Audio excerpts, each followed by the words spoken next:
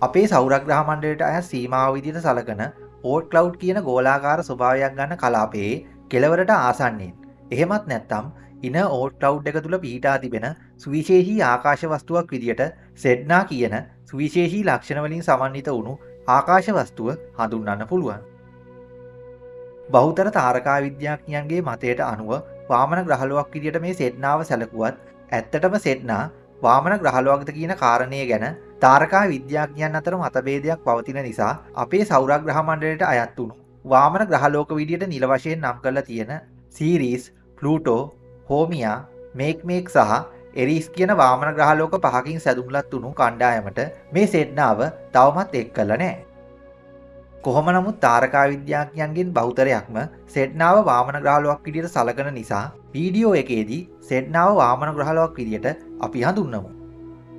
අපේ සූර්යා වටා අතිශය ඉලිප්සාකාර කක්ෂයක ගමන් කරන මේ සෙඩ්නා කියන වාමන ග්‍රහලුවට සාමාන්‍යයෙන් සූර්යා වටා එක් වටයක් ගමන් කරන්න වසර 11400ක් වැනි ඉතා අධික කාල පරිච්ඡේදයක් වැය වෙනවා.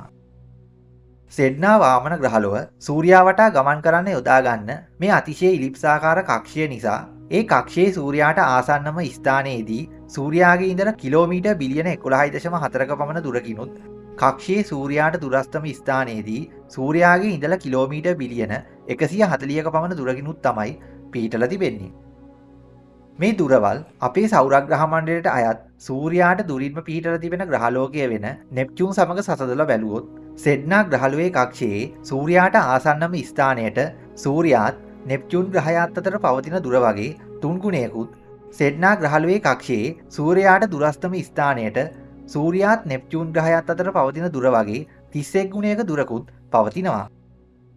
2003 වසරේදී ඇමරිකානු ජාතික තාරකා විද්‍යාඥයන් තිදෙනෙක් වුණු මයිකල් බ්‍රවුන්, ජැක් ට්‍රුජිලෝ සහ ඩේවිඩ් රබිනොවිට්ස් විසින් ප්‍රථම වරට සොයාගත්ත මේ සෙඩ්නා කියන වාමන ග්‍රහලොව ඉනුයිට් රිලිජන් කියන ආගමේ සඳහන් වන සෙඩ්නා කියන සාගර සහ ඒ ජීවීන්ට අධිපති දෙවගණ සිහිවීම පිණිසයි මේ නමින් නම් කරන්නට යෙදුනේ.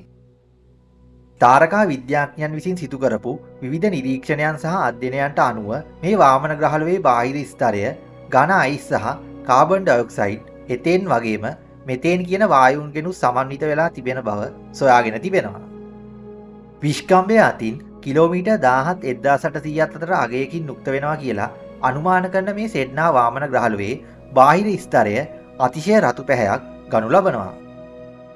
අපේ සෞරග්‍රහ මණ්ඩලයේ පවතින ශීතාධිකම ස්ථානයක් විදිහටත් සැලකෙන මේ වාමන ග්‍රහලුවේ මතුපිට උෂ්ණත්වය සෙල්සියස් අංශක ඍණ 240ක පමණ අගයක් ගන්න බව සොයාගෙන තිබෙනවා.